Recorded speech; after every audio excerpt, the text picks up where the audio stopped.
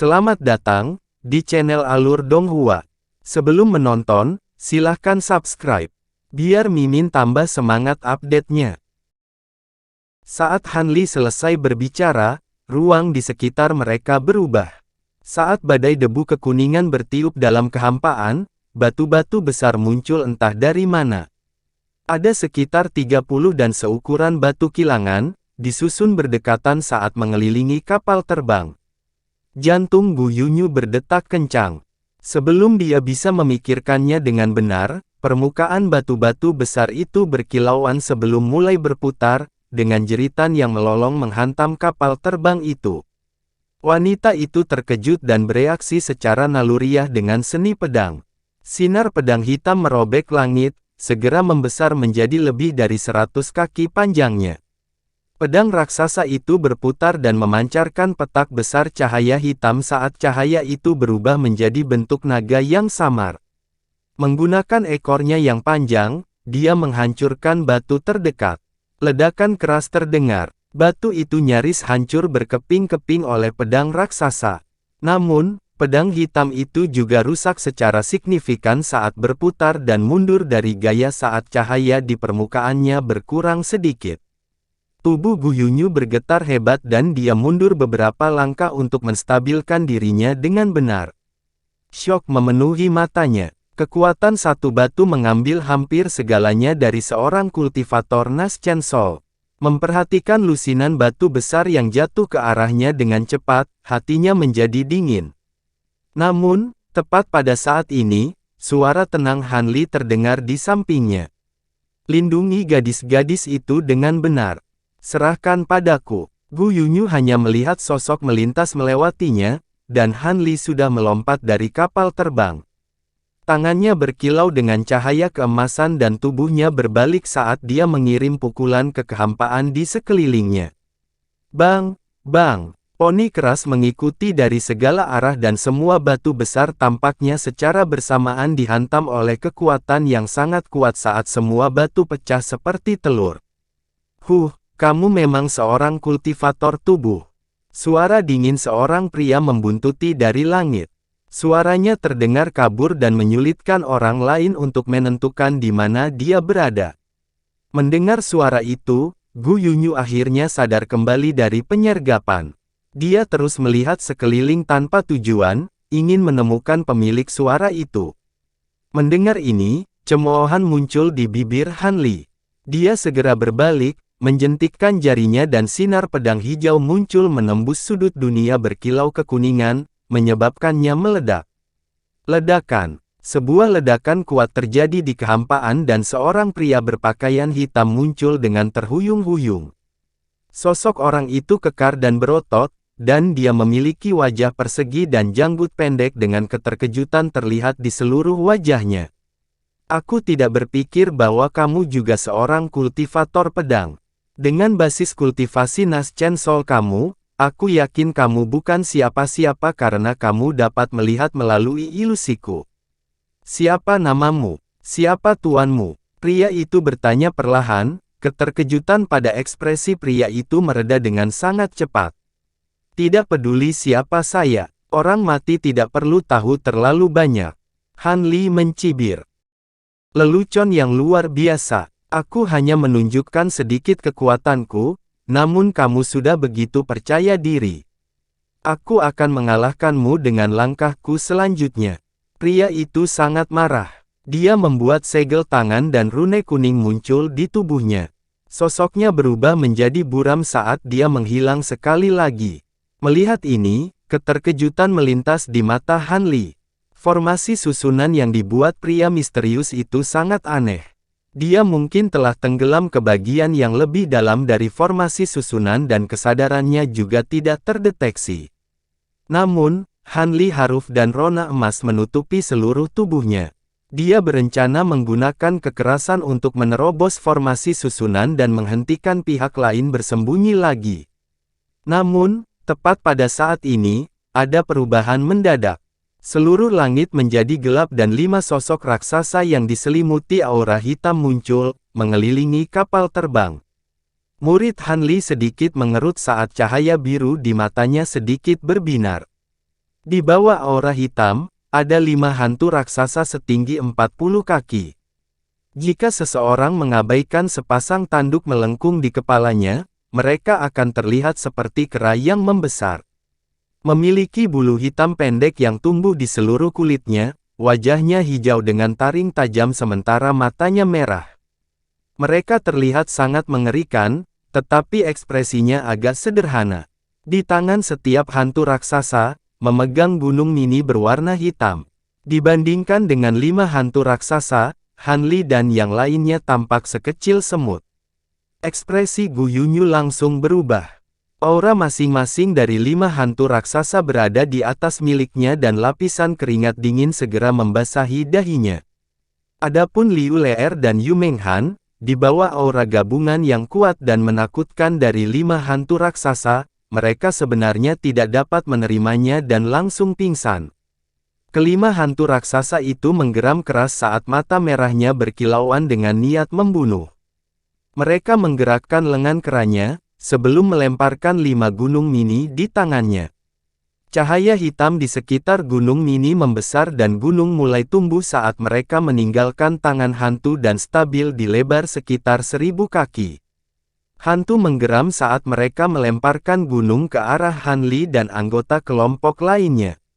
Sebelum gunung-gunung raksasa menghantam mereka, sudah ada tekanan menakutkan dan mengkhawatirkan yang melanda mereka. Area di sekitar kapal terbang mulai berdering keras saat angin bertiup kencang. Gu Yunyu hampir ingin berteriak keras.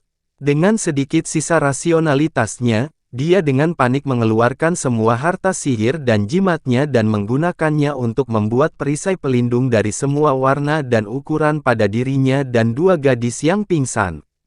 Namun, Han Li hanya mengerutkan alisnya saat tangan emasnya berkilau sebelum dia dengan santai melambai ke arah puncak yang melolong. Ada 5 ledakan yang menghancurkan bumi berturut-turut. Tekanan yang sangat kuat menyebar gelombang demi gelombang. Seluruh ruang kuning berdering keras, distorsi gila semakin kuat. Akhirnya, ruang kuning tidak tahan lagi. Dengan ledakan keras, ruang itu hancur dan mereka kembali ke padang pasir saat bintik-bintik kuning pasir yang tak terhitung jumlahnya bertiup di sekitarnya.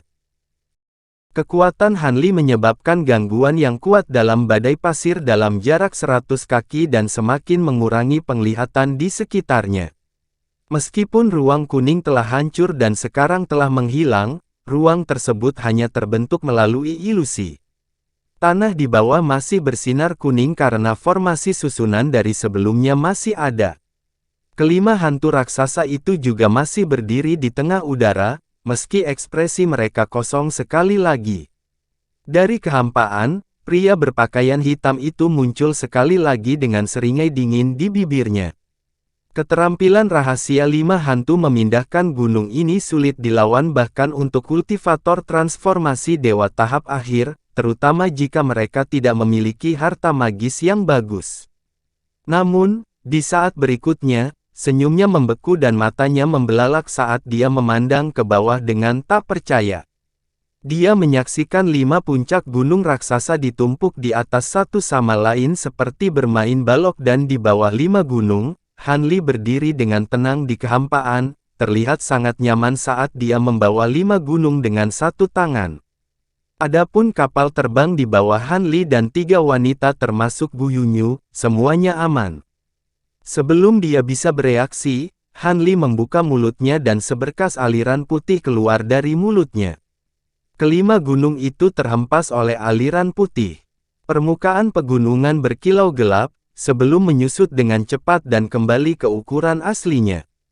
Dengan satu tangan, Han Li menjentikkan jarinya seperti sedang menjentikkan kelereng. Retakan keras terdengar. 5 gunung mini terlempar ke arah pria itu satu demi satu, kecepatannya luar biasa saat tiba di depan pria itu dalam sekejap. Ekspresi pria itu langsung berubah. Cahaya hitam di sekelilingnya tumbuh saat dia buru-buru bergerak ke bawah dan nyaris menghindari 5 gunung mini.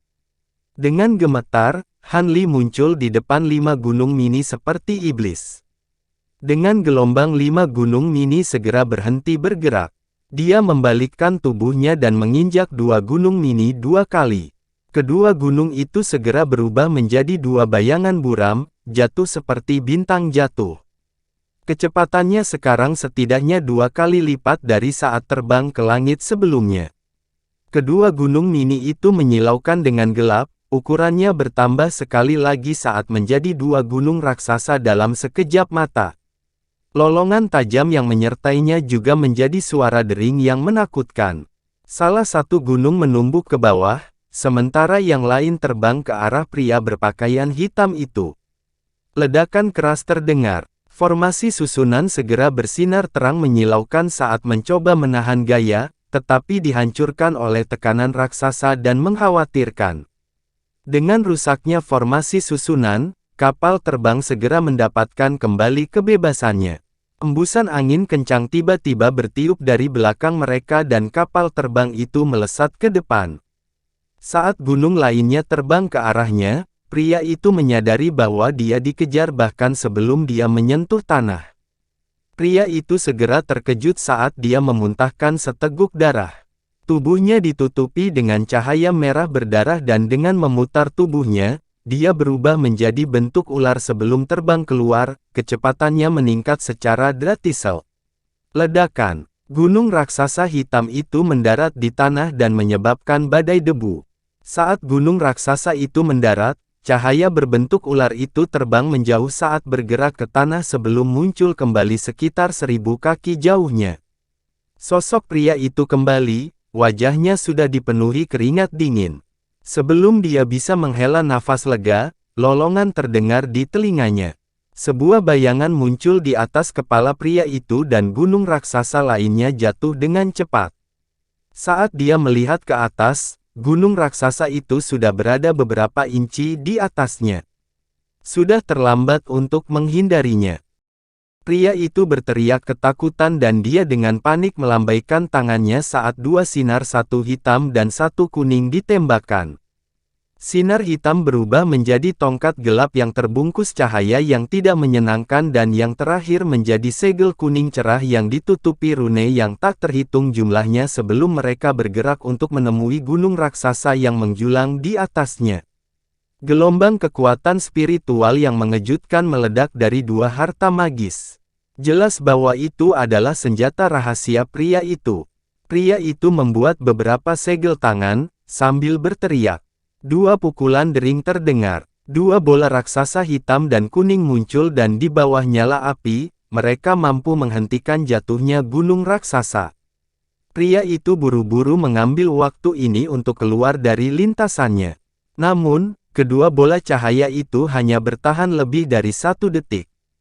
Pria itu baru saja terbang sekitar 20 meter jauhnya ketika gunung itu dikelilingi oleh cahaya hitam, sebelum itu langsung menekan kedua bola cahaya itu. Gunung itu jatuh ke tanah dan menciptakan badai debu lagi. Sosok pria itu terlihat terbang keluar dari gelombang debu. Tubuhnya tidak bergerak secepat sebelumnya. Wajahnya menjadi sepucat selembar kertas dan separuh tubuhnya berlumuran darah saat lengan kirinya terbaring lemah di sampingnya. Meskipun dia menghindari terjangan gunung, penurunan gunung masih terlalu cepat baginya untuk melarikan diri sepenuhnya dari bahaya. Dalam waktu sesingkat itu, gunung masih menyerempet tubuhnya dan dia terluka parah karenanya. Pria itu memuntahkan seteguk besar darah saat dia jatuh ke tanah. Ketakutan terlihat di seluruh wajahnya.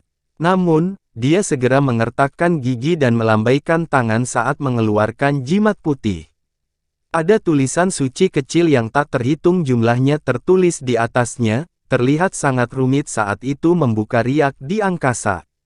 Pria itu terus bergumam, menggunakan sisa sihirnya untuk mengaktifkan jimat. Namun, di detik berikutnya, bayangan yang tidak menyenangkan muncul lagi di atasnya. Angin menderu dan menusuk terdengar di telinganya dan gunung lain muncul di atasnya, turun dengan cepat, kecepatannya bahkan lebih cepat dari sebelumnya. Ekspresi pria itu langsung berubah. Dia membutuhkan waktu untuk mengaktifkan jimat luar angkasa ini. Dia buru-buru membuat segel tangan dengan tangan kanannya. Cahaya hitam di sekelilingnya meluas sebelum langsung berkumpul menjadi formasi susunan hitam. Formasi arai berdenyut dengan cahaya gelap. 5 hantu raksasa langsung terwujud dari formasi arai, mengelilingi dan melindungi pria itu. Mata para hantu yang hiruk-pikuk melonjak saat semua menggeram dengan keras. 10 cakar raksasa meledak dengan cahaya hitam, menyemburkan sinar dan sinar hitam saat meraih gunung hitam yang turun ke atas mereka. Bang, bang, bang. Saat cahaya hitam menyentuh gunung, mereka langsung pecah. Kecepatan jatuhnya gunung melambat, tetapi masih dengan cepat menghilangkan semua sinar dan menumbuknya dengan kejam. Kelima hantu itu menggeram serempak dan aura hitam yang mengelilinginya mendidih saat tubuh mereka tiba-tiba membengkak. Otot seperti batu muncul di mana-mana, terutama di tangannya. 10 lengan tebal terulur bersamaan dan sekali lagi tanpa pamrih meraih gunung hitam. Namun, ketika 10 lengan menyentuh pegunungan, mereka langsung hancur di bawah kekuatan gila. 5 hantu raksasa terus menggeram dengan keras dan menggunakan tubuhnya untuk mendorong gunung hitam. Upaya heroik mereka sia-sia karena gunung hitam akhirnya jatuh ke atas 5 hantu dan menciptakan serangkaian suara berseliweran saat tubuh hantu hancur berkeping-keping. Gunung raksasa itu akhirnya berhenti bergerak. Sementara tubuh bagian atas kelima hantu itu sangat compang-camping, mereka masih berdiri tegak. Kakinya tenggelam jauh ke dalam gurun. Mereka seperti 5 pilar yang sangat tebal yang semuanya menopang gunung raksasa. Pria di bawahnya menghela nafas lega. Sihir yang tersisa kemudian disuntikkan ke dalam jimat putih. Jimat itu perlahan bersinar terang dan ekspresinya berubah menjadi gembira. Namun, tepat pada saat ini, dia mendengar ledakan putus asa. Gunung raksasa terakhir jatuh dari langit dan mendarat di puncak gunung keempat. Kekuatan menakutkan menekan dan dengan retakan, mayat kelima hantu itu dengan cepat meledak menjadi debu. Pria itu hanya merasakan udara di sekelilingnya menegang, melumpuhkannya karena ketakutan. 2 gunung raksasa tiba-tiba turun dan menekannya. Pria itu bahkan tidak punya waktu untuk berteriak sebelum tubuhnya hancur menjadi pasta yang tidak bisa dikenali. Bagian bawah gunung raksasa jatuh ke pasir. Tiba-tiba, cahaya keemasan melesat keluar dan terbang dengan cepat. Han Li menyipitkan matanya untuk melihat seorang pria emas mungil setinggi sekitar 3 kaki mencoba melarikan diri. Pria itu terlihat persis seperti pria berbaju hitam, hanya saja rambutnya berantakan. Dia memiliki ekspresi yang sangat ketakutan dan lengannya melingkari kantong penyimpanan perak saat dia terbang menuju barat laut. Itu adalah Nas Chen Sol pria berbaju hitam itu. Pergi. Dia meraih kekosongan, dengan santai menjentikkan pergelangan tangannya dan cahaya hitam segera keluar dari tangannya dan buru-buru terbang menuju Nas Chen Sol pria itu. Sementara Han Li melawan pria berbaju hitam, Gu Yunyu telah menggunakan beberapa trik di lengan bajunya untuk menstabilkan kapal terbang. Dia kemudian kebetulan melirik ke arah Han Li dan yang dia rasakan hanyalah dentingan tajam yang mirip dengan panah yang ditembakkan karena matanya tidak dapat mengikuti lintasan cahaya hitam itu. Detik berikutnya, ledakan keras terdengar entah dari mana dan Nas Chen Sol pria itu meledak menjadi bola cahaya keemasan. Benda hitam seukuran telapak tangan juga jatuh dari udara. Itu sebenarnya adalah konsentrat besi biasa. Adapun gelang penyimpanan perak yang dipegang pria itu, dengan lambaian tangannya Han Li dengan mudah menyimpannya. Dengan getaran lain dari sosoknya, 5 gunung yang berserakan menyusut sekali lagi. Dia menyimpannya dan melompat kembali ke kapal terbang. Gu Yunyu menatap Han Li dengan tatapan kosong, seperti sedang menatap orang asing. Dalam kepanikannya tadi, dia tidak punya waktu untuk terlalu memikirkan dari mana pria itu berasal. Namun, menyatukan kata-kata dan keterampilan pria yang dia gunakan, pria itu telah mengungkapkan identitasnya. Pria itu bernama Luya, penatua tahap awal transformasi dewa di Sekte Hantu Langit dan dia berspesialisasi dalam mengusir hantu. Gu Yunyu pernah mendengar cerita yang cukup terkenal bahwa dia bahkan bisa bertarung dengan dua kultivator kuil realem primordial yang setingkat dengannya dan masih menang. Kisah ini adalah sumber ketenarannya dan simbol kekuatannya. Namun, kultivator transformasi dewa yang terkenal ini dengan mudah dibunuh oleh Han Li. Ini adalah sesuatu yang benar-benar di luar imajinasinya. Wanita itu akhirnya mengerti perbedaan antara Han Li dan dirinya sendiri. Dia sangat terkejut dan kagum dengan kehebatannya. Dedaois Han, apakah kamu benar-benar seorang kultivator Nas Chen Sol? Gu Yunyu akhirnya sadar kembali saat dia bertanya sambil tertawa kecil. Namun, siapapun bisa melihat rasa hormat dan ketakutan di wajahnya. Tidak bisakah kamu tahu apakah aku seorang kultivator Nas Chen Sol atau tidak?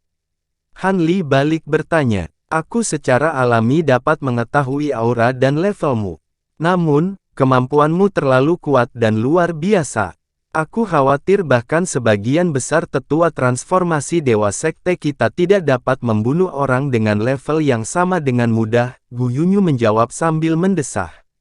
Aku hanya memiliki tubuh yang sedikit lebih kuat dari kultivasi. Bagaimana aku berani dibandingkan dengan sosok terkuat di Sekte Api Dingin? Han Li menggelengkan kepalanya, mengakhiri pembicaraan seperti itu. Sebaliknya, dia menoleh untuk melirik Liu Leer dan Yu Menghan, yang masih tidak sadarkan diri. Dia mengguncang jubahnya dan cahaya kuning cerah muncul sebelum mereka melayang di atas kedua gadis itu. Dengan dengungan, kedua gadis itu akhirnya membuka mata mereka dan terbangun dengan ekspresi bingung. Karena Liu Leer adalah seorang kultivator pendirian yayasan, dia segera memikirkan sesuatu dan duduk dengan waspada. Kakak Batu, baru saja, jangan khawatir, semuanya baik-baik saja sekarang. Kita sudah bisa melanjutkan perjalanan kita. Han Li berkata dengan lembut, seolah tidak terjadi apa-apa. Master Puncak, dari apa yang murid keponakan Gu kirimkan kembali, kultivator yang tidak terafiliasi dengan nama keluarga Han ini jelas tidak sesederhana kultivator Nas Chen Sol biasa. Saya tidak berpikir bahwa murid keponakan Gu akan mengungkap penemuan tak terduga pada dirinya perjalanan kali ini. Di Sekte Api Dingin, di aula pertemuan di salah satu puncak gunung, seorang pria yang tampak kasar dan menakutkan berbicara dengan bangga saat dia berdiri di depan seorang pria parubaya yang tampak lembut. Pria parubaya itu tampak pucat dan tidak berjanggut, dia mengenakan topi sarjana dan kemeja hijau. Dia memiliki gulungan kuno berwarna hijau di tangannya dan tampak seperti seorang sarjana yang sopan dan anggun. Karena dia mampu melawan level dan membunuh kultivator transformasi dewa tahap awal hanya dengan kekuatan tubuhnya, sepertinya dia benar-benar seorang kultivator tubuh level tinggi. Pria berpenampilan lembut itu menganggukkan kepalanya. Hehe, tidak peduli apa, itu benar-benar memuaskan untuk membuat Sekte Hantu Langit kehilangan salah satu tetua transformasi dewa mereka begitu tiba-tiba.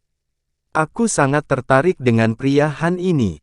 Pria berpenampilan kasar itu terkekeh dengan kesenangan terlihat di seluruh wajahnya. Mendengar ini, pria berpenampilan lembut itu juga tersenyum. Dia berkata, dalam hal ini, Anda akan menyambutnya secara pribadi. Anda jelas tahu apa yang harus dilakukan, bukan? Ya, jawab pria itu tegas.